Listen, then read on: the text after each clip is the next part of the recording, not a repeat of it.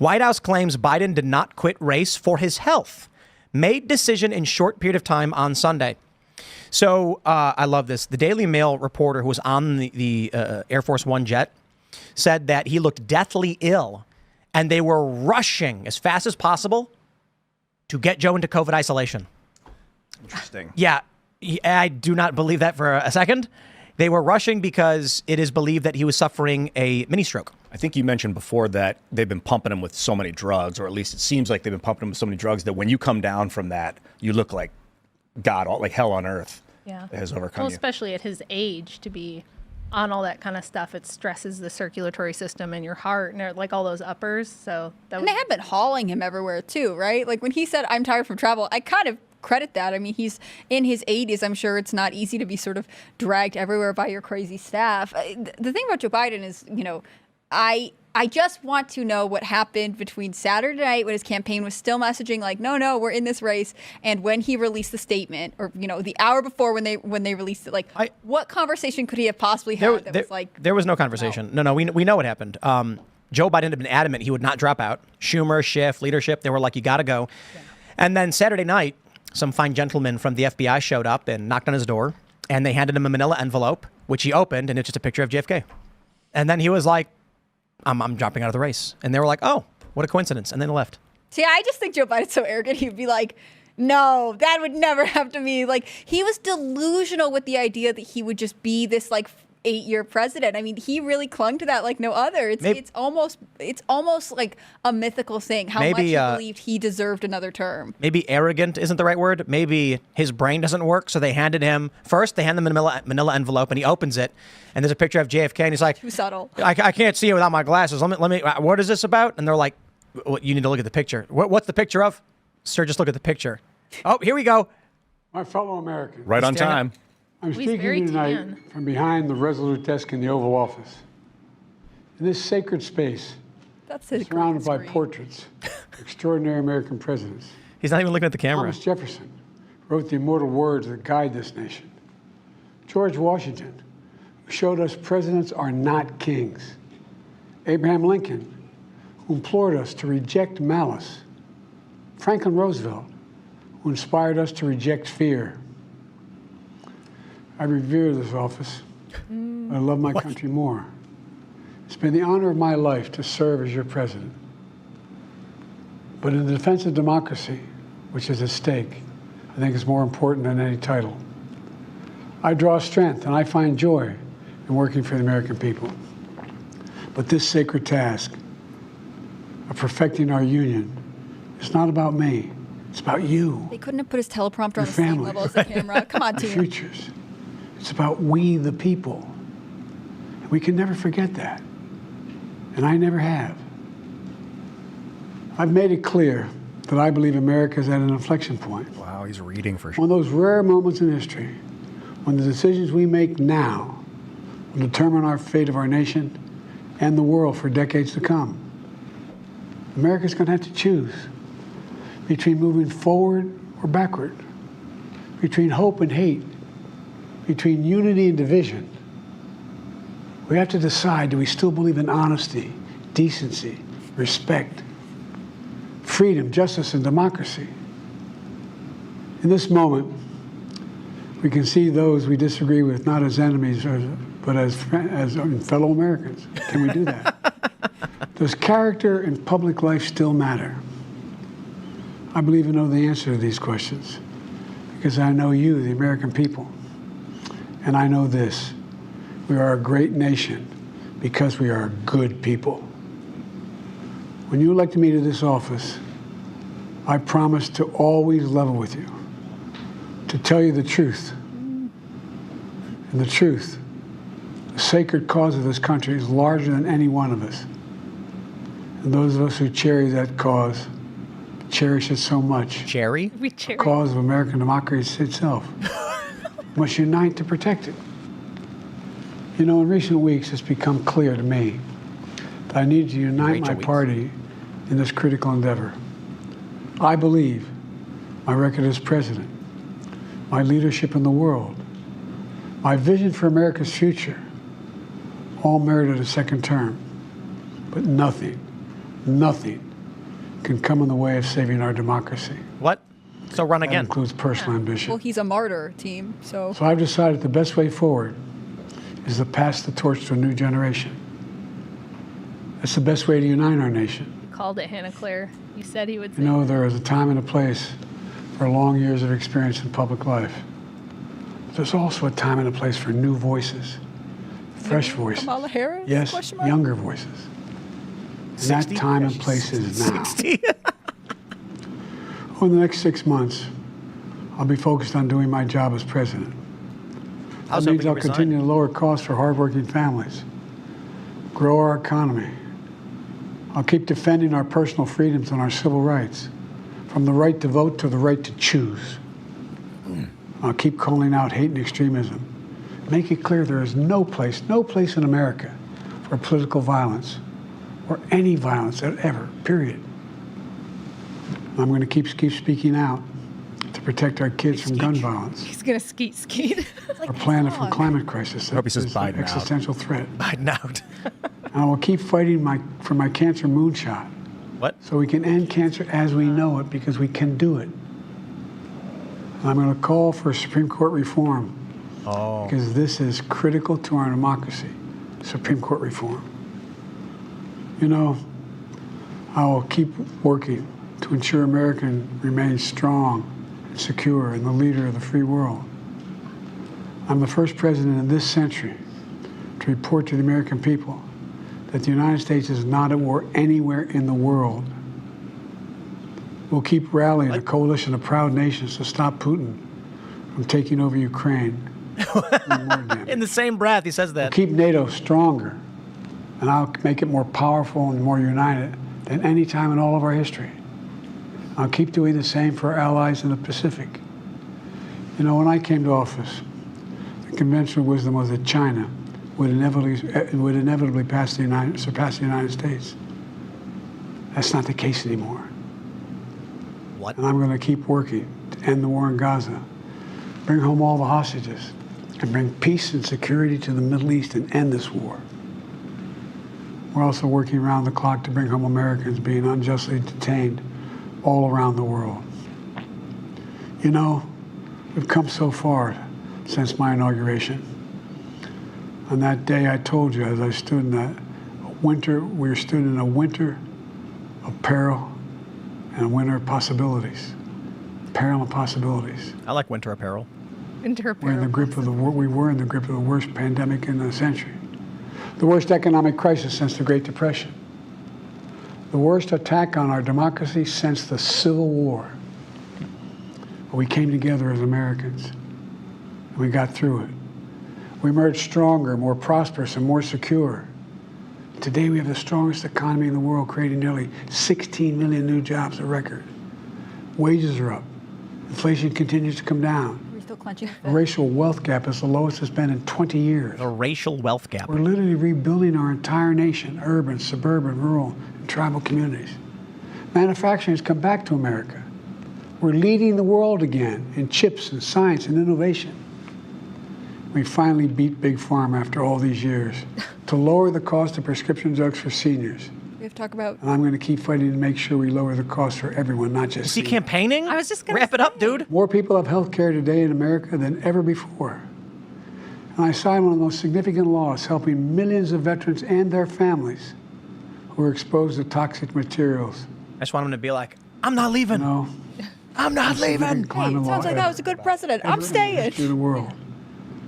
The first major hear gun a safety law in reason 30 years.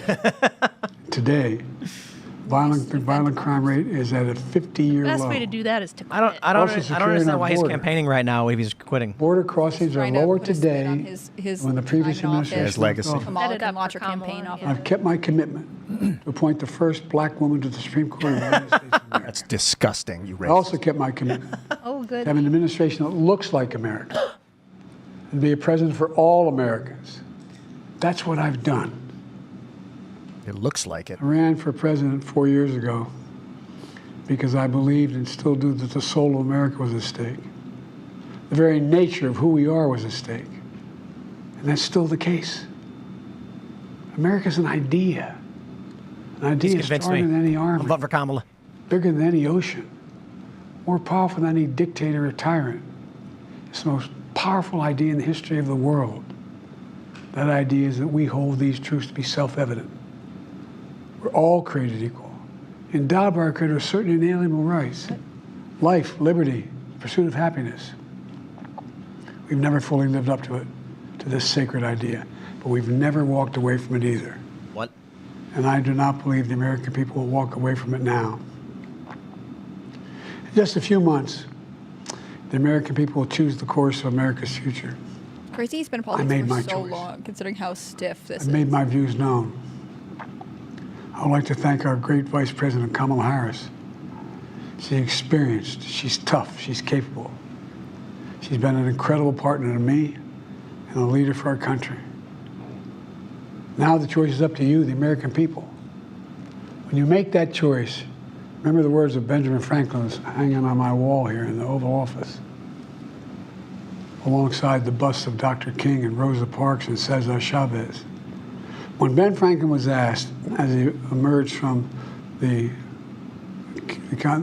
convention going on, whether the founders have given America a monarchy or republic, Franklin's response was, a republic, if you can keep it. A republic, if you can keep it. Whether we keep our republic is now in your hands. My fellow Americans, it's been the privilege of my life to serve this nation for over 50 years. Nowhere else on earth could a kid with a stutter, modest beginnings in Scranton, Pennsylvania, Claymont, Delaware, Been through one day adversity. sit Well behind the played. President That was good.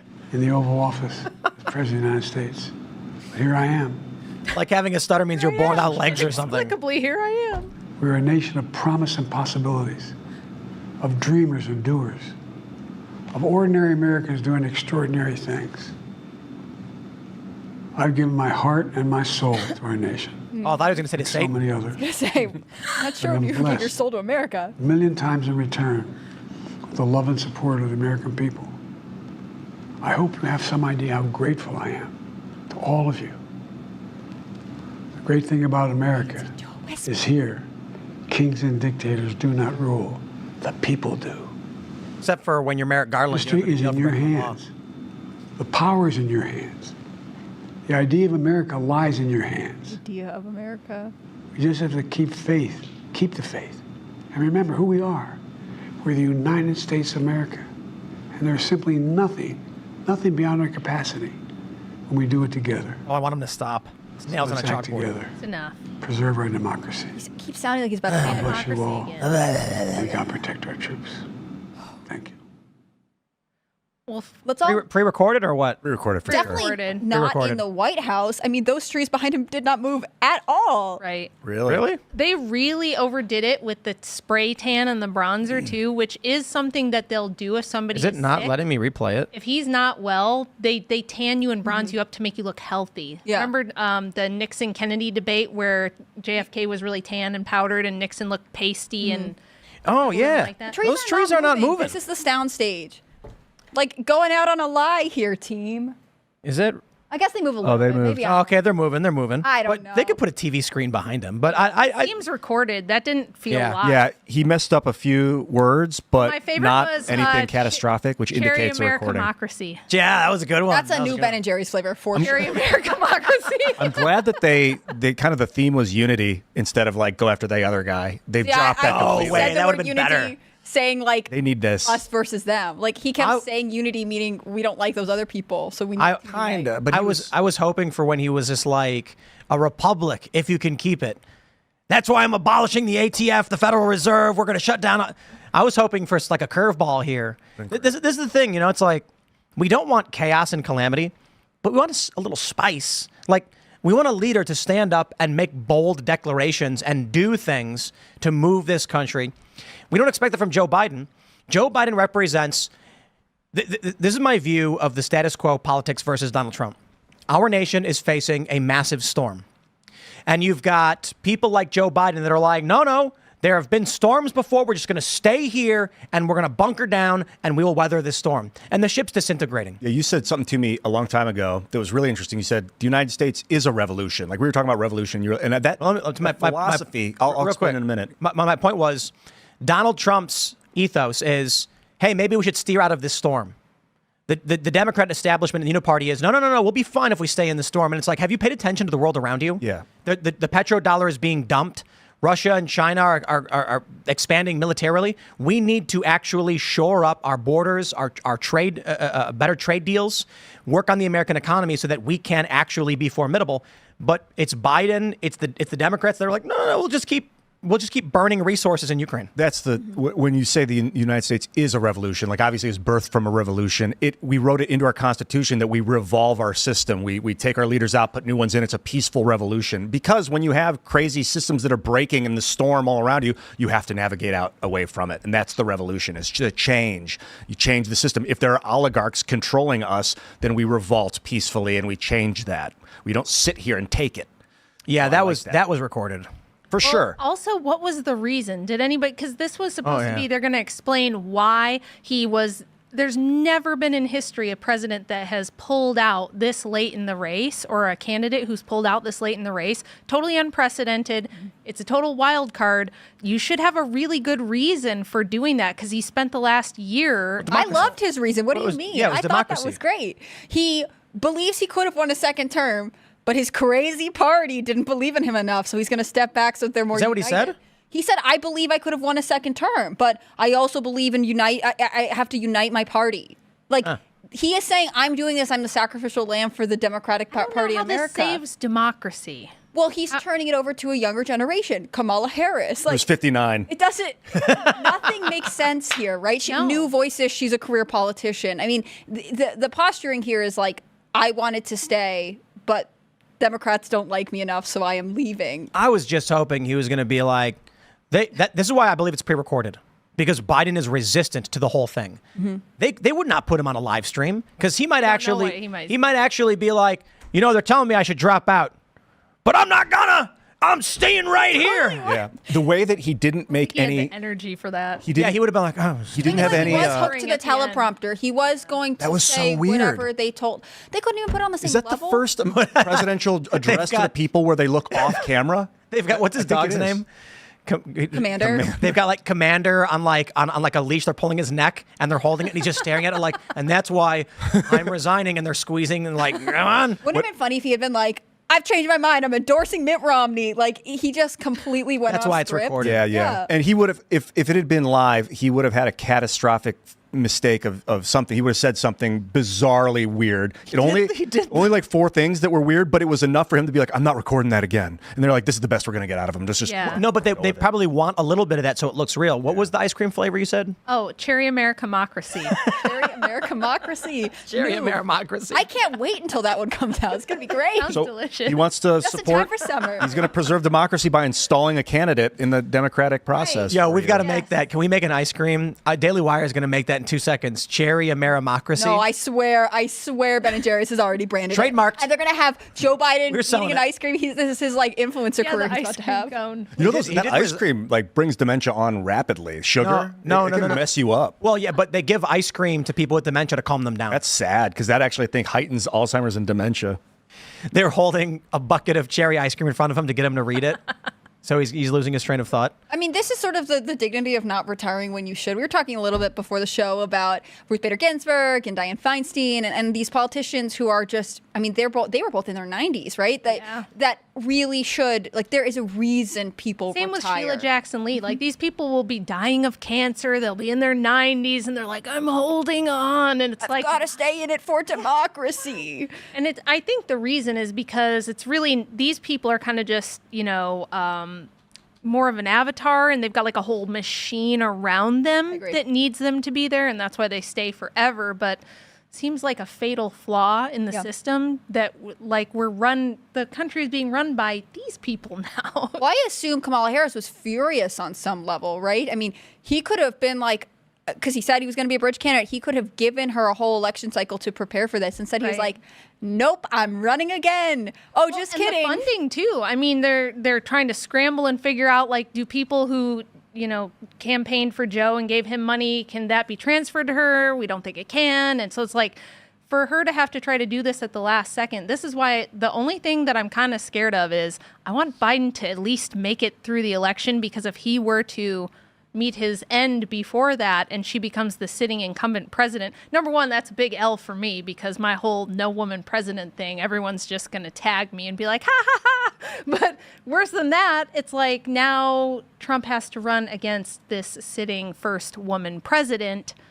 And, you know, they'll just bring up the grab him by the you know what and all the, you know, he's a misogynist and all that stuff. So it's like, I just don't think there's an angle where that's good for Trump at all if something were to happen to Biden and she becomes the sitting president. I agree with you. I mean, I know there were some calls to have him removed from office, but I think, you know, there's been no one at the helm for a while. This is an irresponsible take, but maybe just let it be. I think Kamala as president would be worse. And I also think that, you know, she is a lackluster candidate. I watched an interview with Biden staffers who were like, but we don't really know her. We don't know anything about her. She's the VP on this ticket. She's been around for 4 years, and they all don't seem certain. I figured it out. Okay. I had a revelation just before the show started.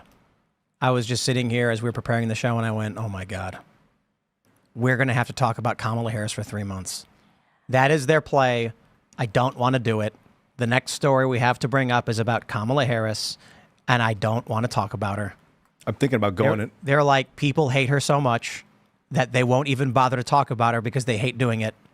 I kind of want to like get to know her now. I was thinking today, I'm not going to hate this woman because that's just going to feed energy into her in her campaign. Oh, you're such a sweetie. She's going to be, I think, at the Bitcoin conference. So I'm like, maybe I should go to this conference. And I don't know if I'd be able to meet her if I'm just going to be sitting in the crowd. I don't want to go sit in the crowd. I would go speak and like. Just be careful. She might have you arrested and used for slave labor to put out forest fires. That's in my dream. It's like, geez, is she just going to go ballistic? I had a dream last night that Trump was assassinated and that Kamala Harris went full Nazi, like just arresting her people, like citizens, and people were like clapping for it and stuff. It was crazy. They've been doing that. I know, but it was like way worse than what they've been doing. Like we're like just basics, like all of it, like that kind of dream. Female cop boss babe president does sound very nightmare. With low self-esteem, yeah. like the amount she would lash out. Like according to you said, 94% of her staff resigned in the first 3 years. The highest turnover in her staff of like any vice president ever. If the rumors are true about how she made it in politics, perhaps she could use that skill to prevent wars by having a special meeting with Vladimir Putin. Ooh. Don't tell your children what that means.